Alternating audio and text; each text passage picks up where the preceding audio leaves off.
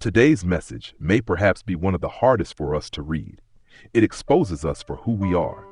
I know that I cringe when I see how miserably I fail at what we will look at today. It stems from how we are to treat each other, even when they don't deserve our kindness, especially when they don't deserve our forgiveness. Then Peter came up and said to him, "Lord, how often will my brother sin against me, and I forgive him?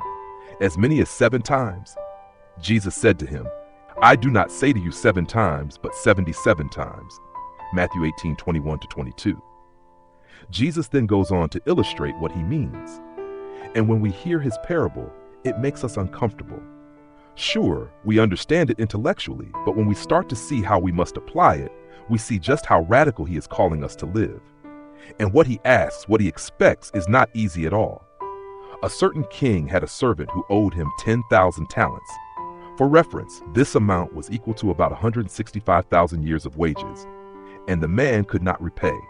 So the king ordered the man to be put into prison and to sell all that he had, so that the king could get whatever losses he could recoup.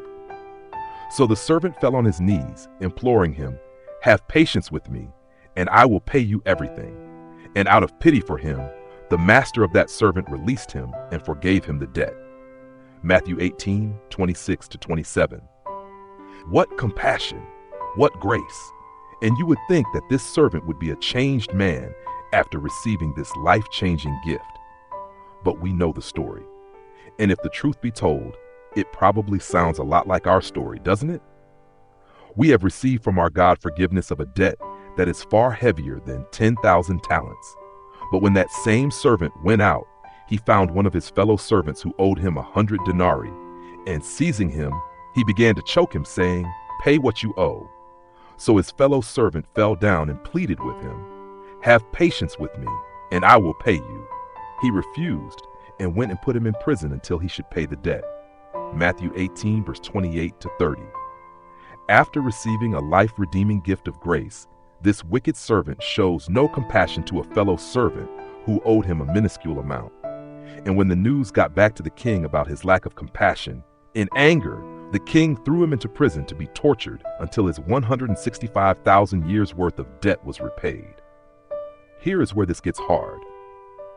If we have received the Lord's gift of salvation, freely forgiving us a debt so big that we could never repay, do we continually pay that grace forward to our fellow man?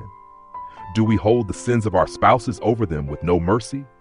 Do we make sure that our brother who betrayed us is constantly reminded of his infraction? Do we withhold our forgiveness from those who purposely hurt us or hurt someone we love?